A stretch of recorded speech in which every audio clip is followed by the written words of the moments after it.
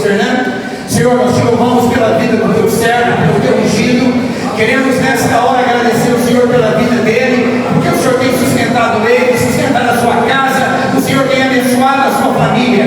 E nesta hora, como instrumento que ele é de ser nas tuas mãos, queremos pedir que não seja ele, mas seja o Senhor para falar pela boca dele nesta noite aos nossos corações.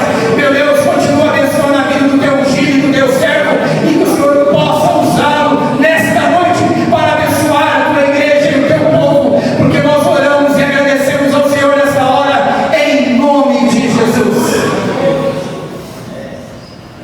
Paz, Senhor Jesus, amém? Amém. Graças a Deus, né? Então vamos abrir a palavra do Senhor.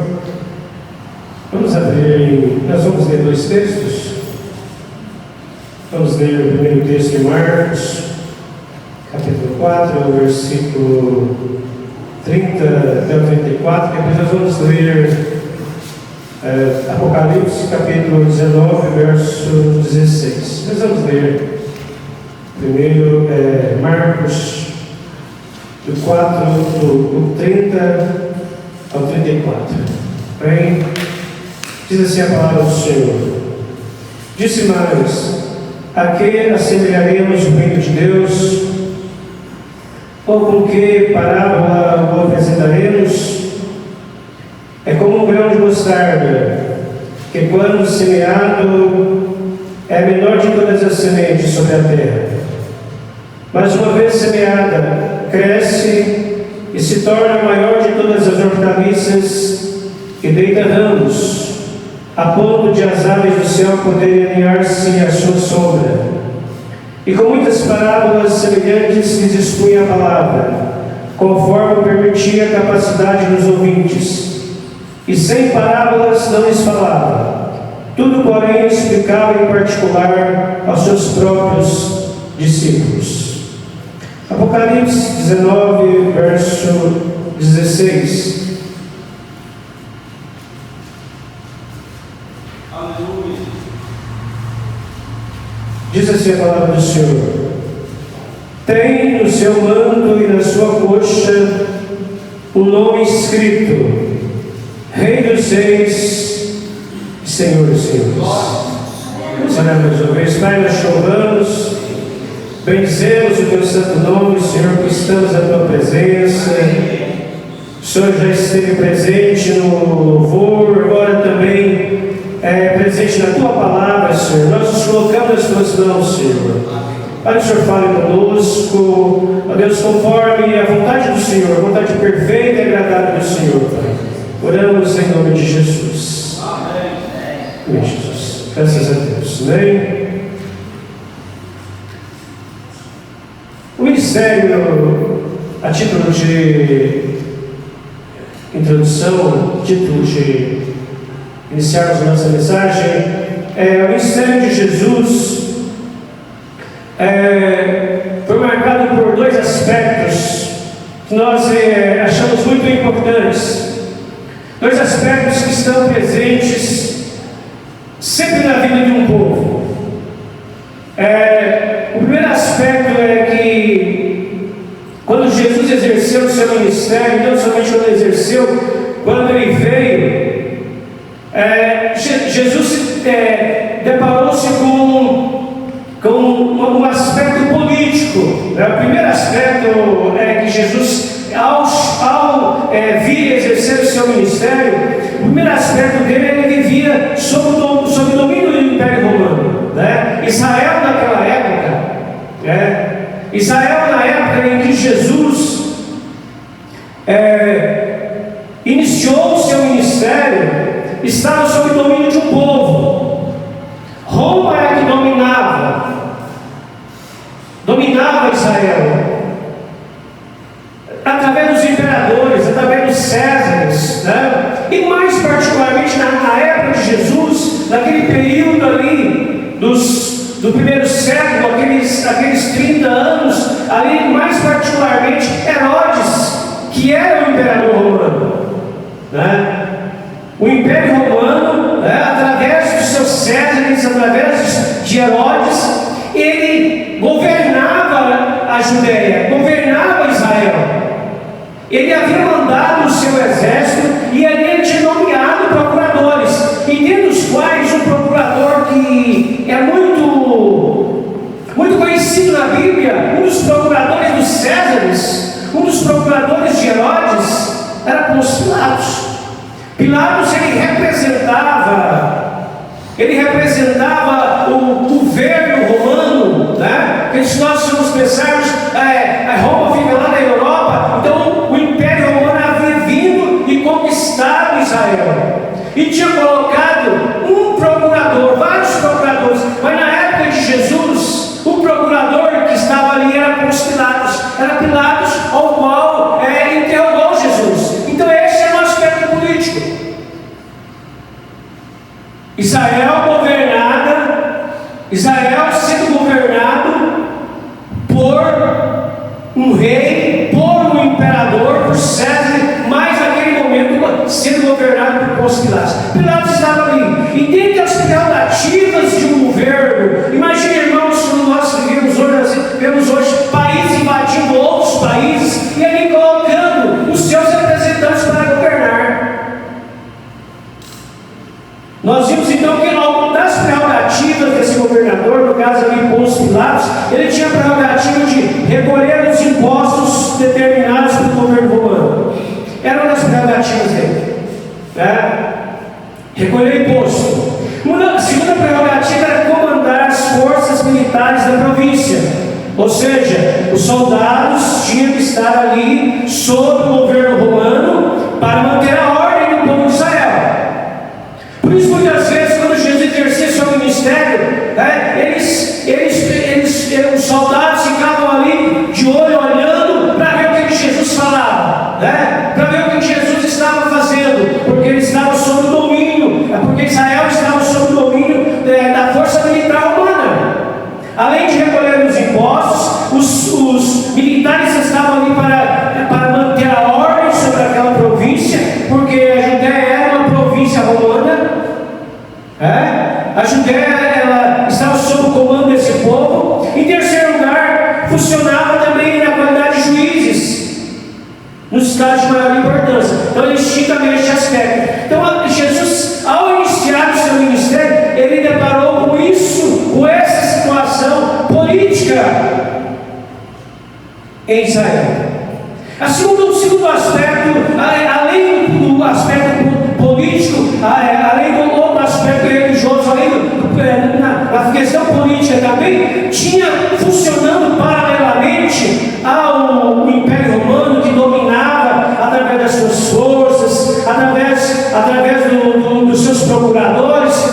Funcionava também em Jerusalém, ou em toda a Judéia, funcionava também o Sinédrio.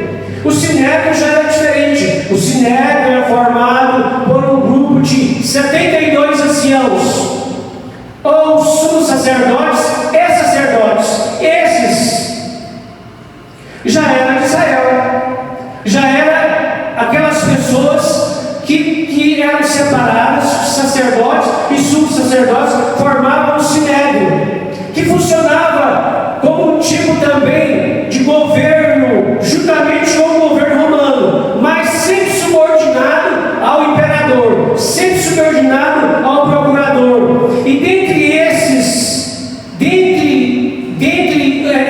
Sinédrio, duas pessoas têm destaque importante no ministério de Jesus: é Anás e Caifás.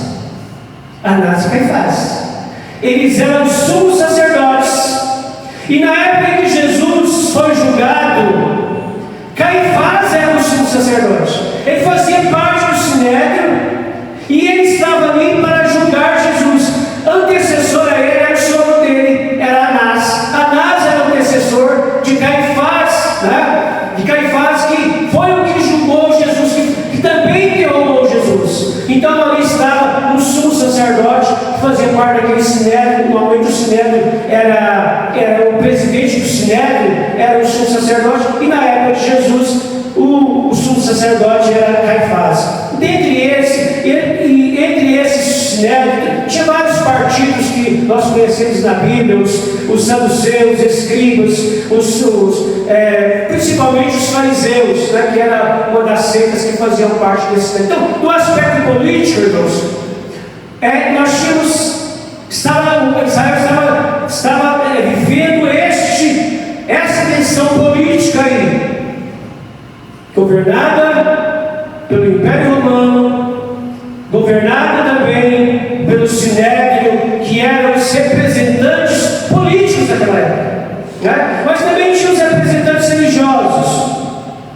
Quem eram os representantes religiosos? Quando nós olhamos para todo o Novo Testamento, nós vemos alguns partidos.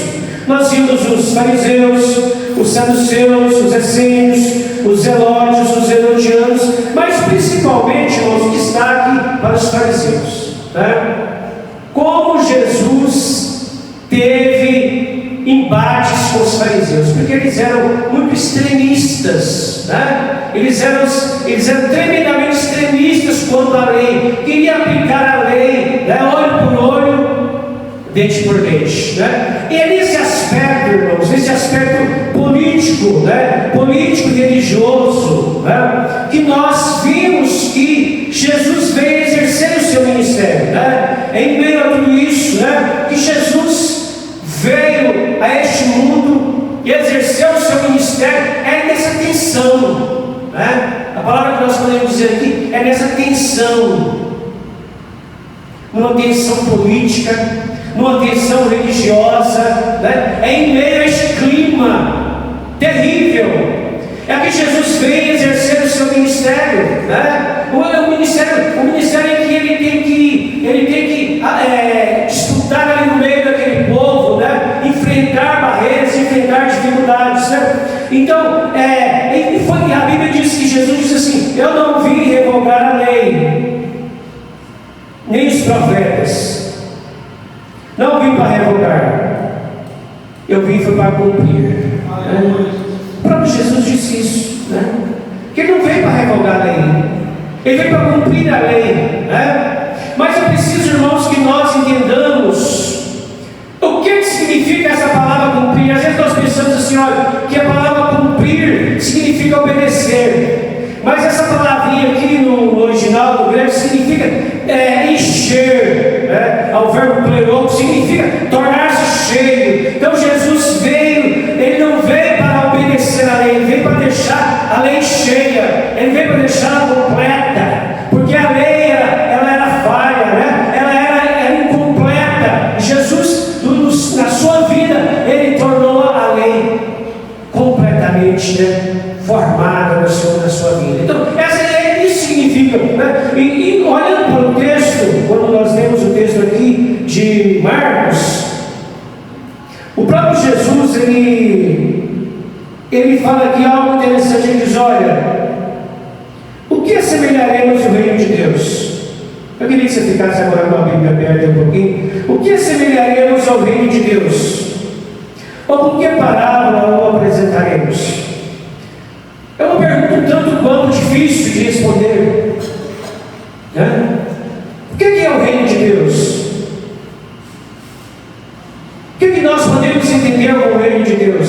E Jesus aqui, ele vai falar aqui, nessa parábola, uma parábola de 3 versículos que Marcos relata, que Jesus ensina aos seus discípulos. Ele diz assim: olha, em primeiro lugar, o que é o reino de Deus? Ele diz, olha, no versículo 31, é como um grão de mostarda, que semeado é menor de todas as sementes sobre a terra.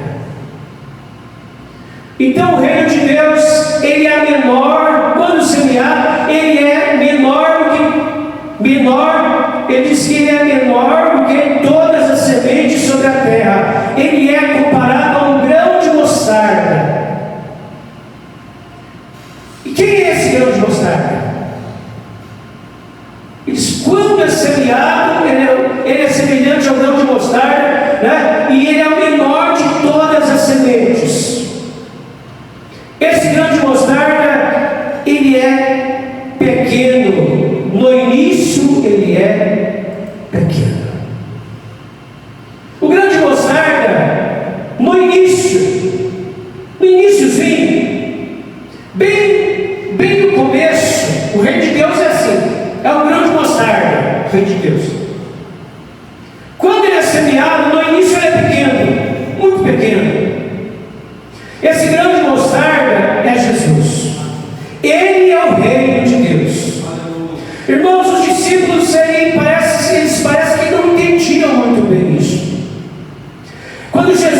explicava para eles, dizendo que ele era o grão de mostarda. Imagine, irmãos, Jesus dizendo para os discípulos que ele era o grão de mostarda, que ele era pequeno. No início ele era pequeno. Quando Jesus, por obra e graça do Espírito Santo, Maria achou-se grávida pelo Espírito Santo, lá no ventre de Maria, por obra e graça do Espírito Santo, tinha uma sementinha. Era Jesus que estava lá. Era Jesus que estava lá. Ele era bem pequeno no início. Ele era o grão de mostarda, que era bem pequenininho, né? Mas Jesus era 100% homem e 100% Deus, 100% homem por parte de mãe, que era Maria, e 100% Deus por parte de pai do seu pai, que era Deus. Deus, ao escolher Maria e colocar uma sementinha bem pequena no ventre de Maria, ali estava entrando, ali estava o reino de Deus, estava para chegar no meio do povo. O reino de Deus, que era um grão de mostarda, era bem pequeno, né? E nós vimos a palavra do Senhor que diz: olha, o nascimento de Jesus foi assim, estando Maria, sua mãe, esposada com José, sem que tivesse eles coabitado, achou grávida pelo Espírito Santo, né? João também diz: e o verbo se fez carne e habitou entre nós, cheio de graça e de verdade. Então o reino de Deus é pequeno. No início, Jesus, quando o reino de Deus chegou até nós, ele chegou pequeno. Quando Jesus chegou, ele chegou pequeno. Mas olha aqui o que diz o verso 32. No início ele é pequeno, mas uma vez semeado, mais uma vez semeada, cresce e se torna o maior de todas as hortaliças. Quando ele cresce,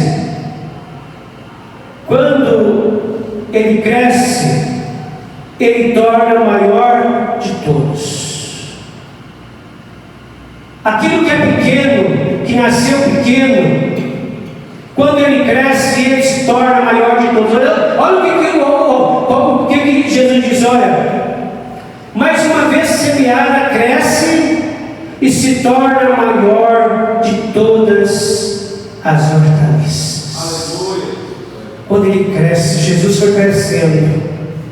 A Bíblia diz que com 12 anos ele já estava no meio dos doutores ensinando. Com 30 anos, Jesus já estava fazendo os milagres, sinais e maravilhas, né? Com 30 anos, então Jesus é o grão de mostarda que, quando cresce, ele se torna grande, se torna maior que Moisés, se torna maior do que Josué, se torna maior do que Sansão, se torna maior do que Golias, se torna maior do que Salomão, se torna maior do que os profetas, se torna maior do que o templo, se torna maior do que todos os reis, se torna maior do que todos os anjos, se torna maior do que todos os principados e potestades, se torna maior do que o sábado. Jesus se torna maior do que tudo. Quando grande, com 30 anos, Jesus se torna poderoso. Aleluia. Jesus se torna Rei dos Reis, Senhor dos Senhores. Aleluia.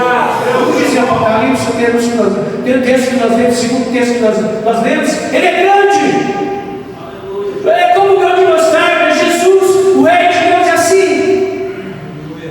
E Jesus é o Rei de Deus.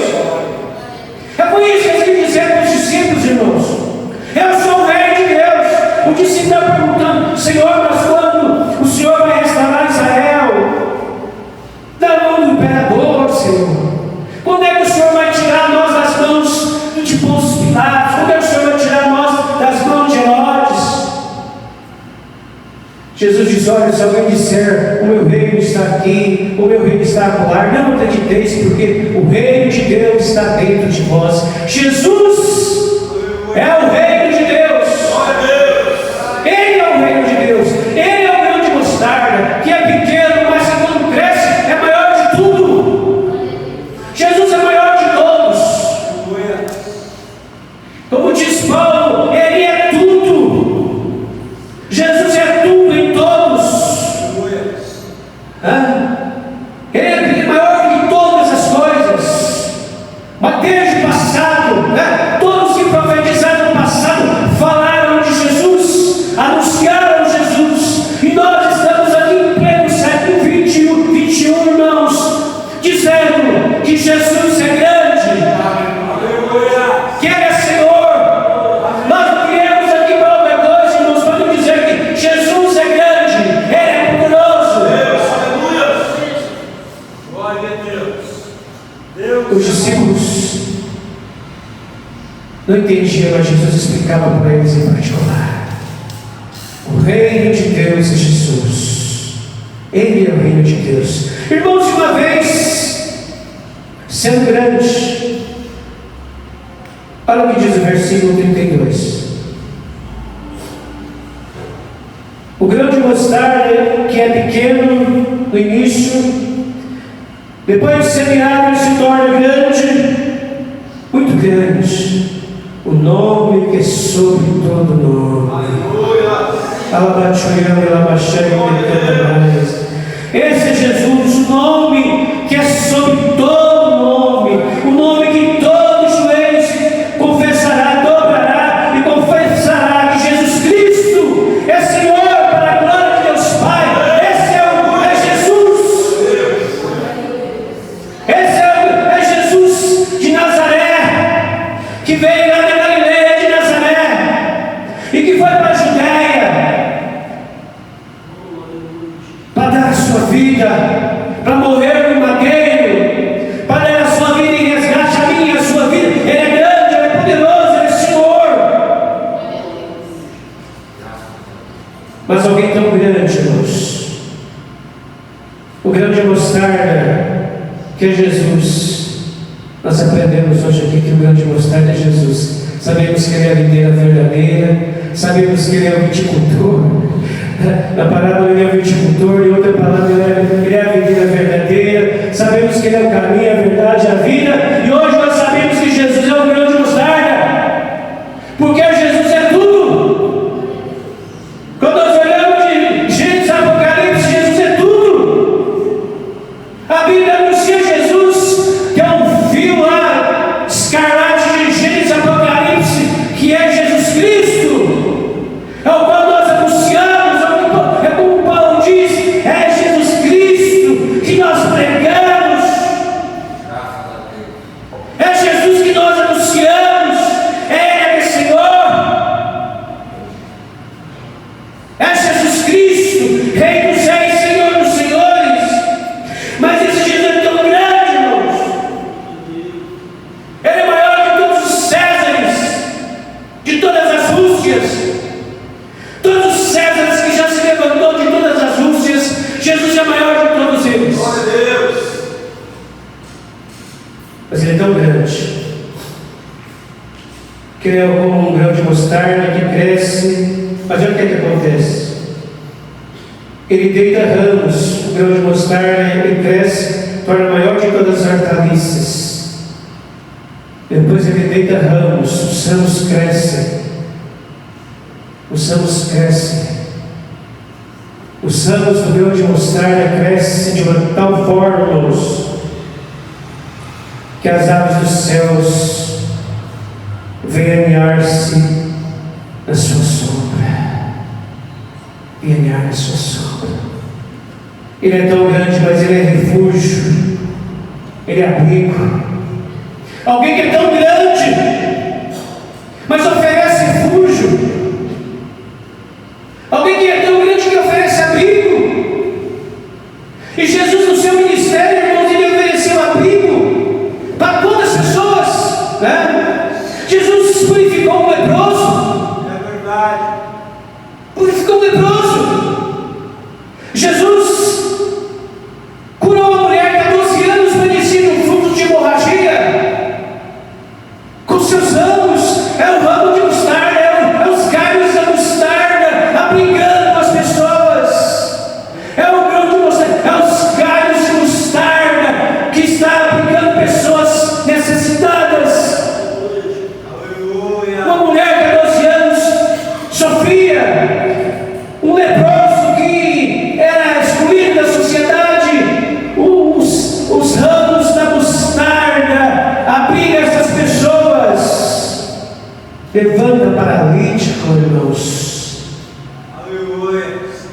Deus. Levanta paralíticos.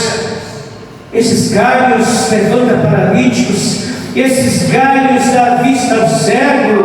Esses galhos acalma tempestades. Esses galhos libertam um em possesso de espírito imundo. Esses galhos multiplicam pães e peixinhos para mais de 5.000 pessoas alimentares. Esses galhos sentam à mesa com pecadores, publicanos e pecadores. Um homem tão grande, tão poderoso, ele vai à casa ele encontra com Zaqueu e diz: hoje eu quero estar na sua casa. Ele senta com pecadores, ele ressuscita mortos, ressuscitou um filho de uma viúva na cidade de Naim. Ele ressuscitou a Lázaro, que estava morto de 4 dias. Ele é também esses ramos, esse grão de mostarda que é Jesus, tão grande e poderoso. Ele perdoou pecados da mulher cananeia, da mulher samaritana, da mulher adúltera. Ele é grande. As folhas da sua árvore, dos seus galhos, são grandes para abrigar, para que as aves dos céus possam alinhar-se à sua sombra. Esse é Jesus. Esse é o Senhor Jesus, que abriga a nossa vida, né? Que é tão grande, que é tão poderoso, mas Ele nos dá atenção para nós que somos essas aves pecadoras que abrigam no seu ninho, que tem seus ninhos que abrigam na sua sombra, na sombra da árvore que é o grão de mostarda. Para encerrarmos, sempre o tempo dos irmãos, para encerrar, nós vamos concluir com o texto de Apocalipse. Viu o céu aberto, e eis um cavalo branco, e o seu cavaleiro se chama Fiel e Verdadeiro, e julga e peleja com justiça. Os seus olhos são chama de fogo, na sua cabeça há muitos diademas. Tem um nome escrito que ninguém conhece senão ele mesmo. Está vestido com um manto de tinta de sangue, e o seu nome se chama Verbo de Deus. Sai da sua boca uma espada afiada, para com ela ferir as nações, e ele mesmo as regerá com cetro de ferro, e pessoalmente pisa o lagar do vinho do furor da ira do Todo-Poderoso. Tem no seu manto e na sua coxa um nome inscrito: Rei dos Reis e Senhor dos Senhores. Ele tem o grão de mostarda, tem na sua coxa o nome inscrito. Não é escrito, não, é inscrito. Quando está inscrito, não sai. Hoje as pessoas fazem tatuagem, mas tem um nome inscrito, né?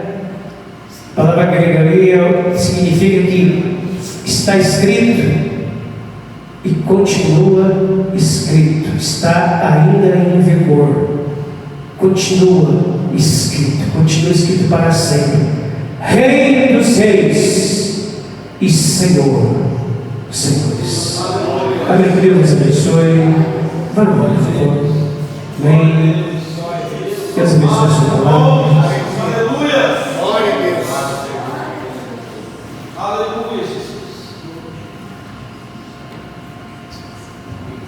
Deus abençoe.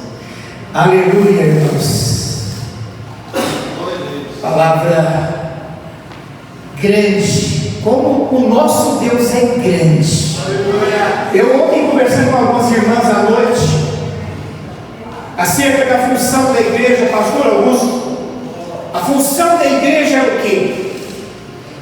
É propagar esse reino, essa semente pequena, que como o pastor Luiz Fernando falou, que quando ela é semeada, ela é a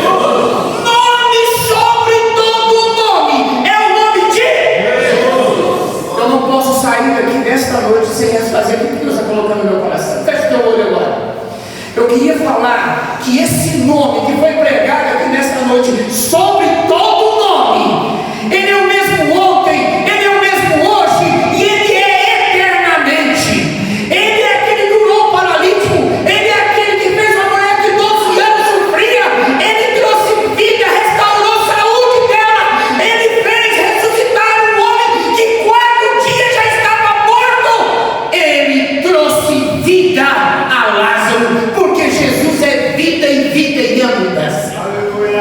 Eu quero que você que está aqui nesta noite, que está enfermo, você que está enferma, minha irmã, eu queria que a igreja tivesse com os olhos fechados. Eu queria que você que crê que esse nome, sobre todo nome, tem poder para curar você aqui nesta noite, pode trazer restauração de vida para você, pode trazer a cura para essa enfermidade. A função da igreja é pregar Jesus, mas também com autoridade liberar uma palavra de cura, de libertação e de transformação.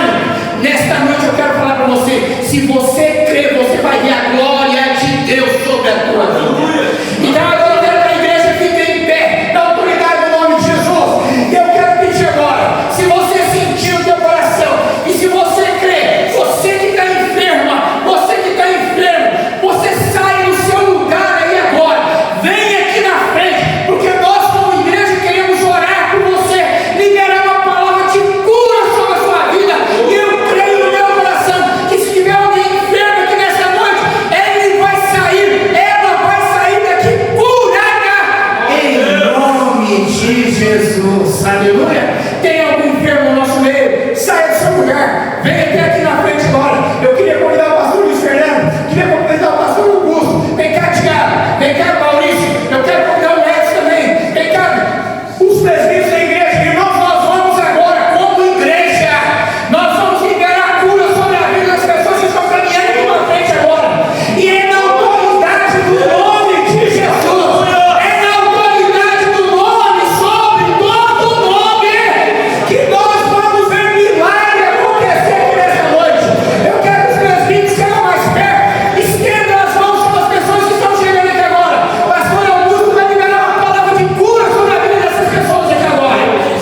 Aleluia, Jesus! Aleluia! Salve, Pai. Aleluia! Nós queremos Glória a Deus! liberar esta palavra de vida. Esteja abençoado. Aleluia!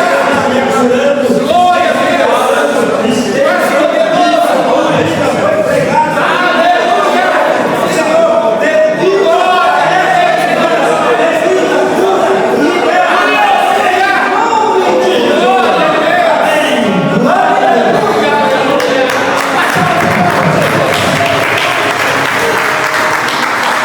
Graças a Deus, irmãos, pode sentar. Amém? Sabemos que o nosso pastor está viajando, né?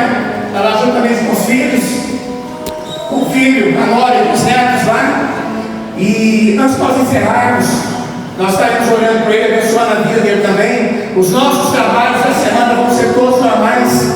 Na terça-feira nós temos a reunião de intercessão aqui às 8 horas. Quero convidar os irmãos que ainda não participaram dessa reunião, vem estar com as irmãs aqui. As irmãs que pagaram o preço, e Deus tem ouvido a oração das irmãs. Por isso que esta igreja é sustentada pelo pilar de oração, e por isso que nós temos visto Deus agir no nosso meio, porque através da oração as montanhas se mexem, as muralhas se caem e os cadeados quebram em nome de Jesus. Na quarta-feira à noite também nós temos o nosso culto da noite, venha participar. Manhã de oração com o Maurício na quinta-feira, manhã com Deus, venha estar aqui também participando da manhã com Deus, para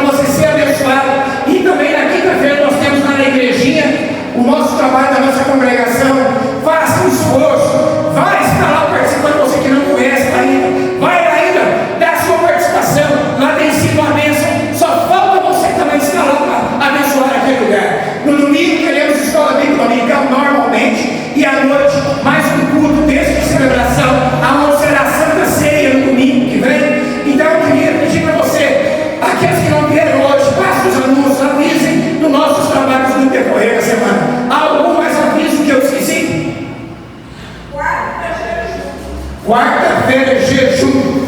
Amém, irmã? Vem cá, mais coisa. Vem cá, por favor. Fica mais fácil. A voz da irmã é muito bonita aí, ó. Só põe o microfone para nós. Pai do Senhor, meus irmãos, é o projeto Vida Renovada, 60 anos mais. Amém. Melhor idade, nós estaremos iniciando dia 3, não é? O pastor Márcio, ele até pediu a partir de hoje, que já vai estar lançado aí no grupo da igreja. Então, nós estaremos aqui ao lado no salão. E vai ser muito importante. Vai ser o Augusto, nós estaremos usando as ferramentas. Eu creio que vai ser muito bom e eu convido todos vocês. Amém? Vai ser dia 3, sábado, às 19 horas. E logo depois nós teremos um lanche especial. Amém. Glória a Deus.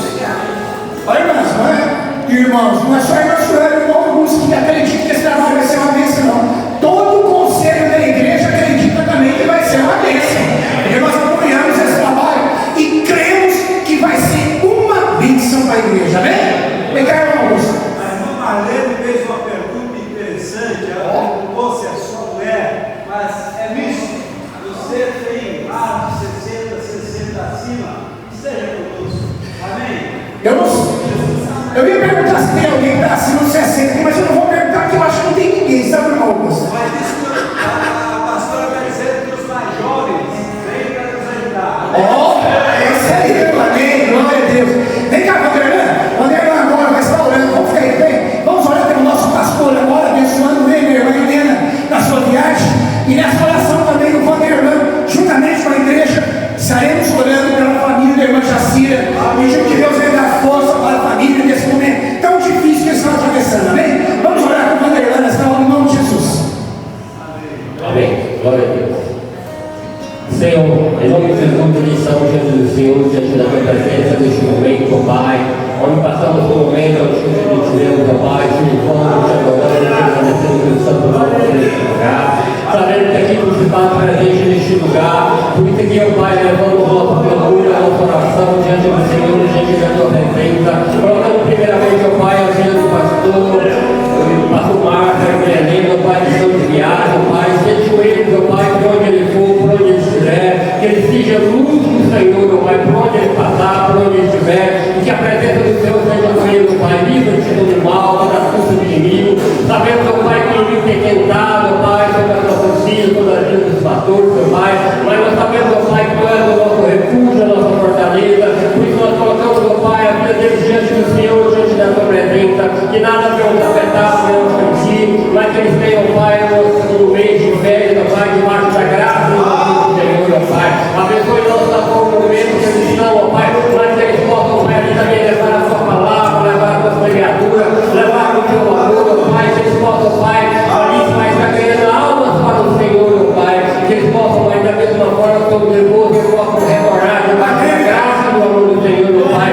Também neste momento que nós vivemos, ó Pai, queremos colocar a família da irmã Jacira, Senhor, que partiu para os braços do Senhor, Senhor, que eu possa confortar cada uma delas, Senhor, tu sabes das tuas necessidades, tu sabes, ó Pai, daquilo que eles precisam, ó Pai, daqueles que aqui estiveram nesta manhã, ó Pai, que eles possam compreender e saber que tu és um Deus, tu és um Deus que pode todas as coisas, ó Pai, e nós somos dependentes do Senhor, ó Pai, por isso nós te pedimos, ó Pai, conforta cada coração, Senhor, sabemos, ó Pai, que um dia nós iremos também estar na tua presença, queremos estar nos teus braços, Senhor, que nós possamos entender e compreender, ó Pai, que nossa vida neste lugar é simplesmente uma passagem, Senhor, e que nós possamos fazer o melhor para o Senhor, ó Pai, e que através do melhor que nós passamos e semeamos aqui, ó Pai, nós possamos, ó Pai, também deixar a semente como foi pregado aqui nesta noite, ó Pai.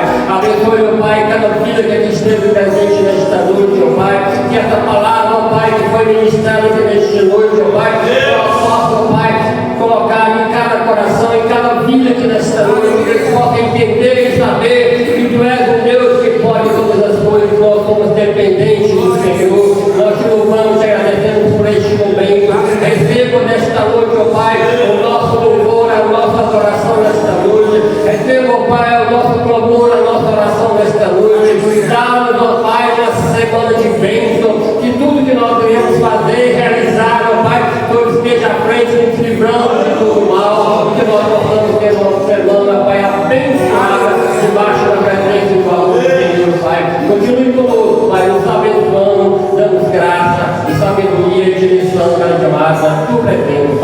em nome de Jesus. Glória a Deus. Que a graça do Senhor Jesus seja